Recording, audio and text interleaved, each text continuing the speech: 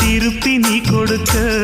நீ ஒண்ணா தந்தத பத்தா திருப்பி நிச்சயம் நான் தருவேன்.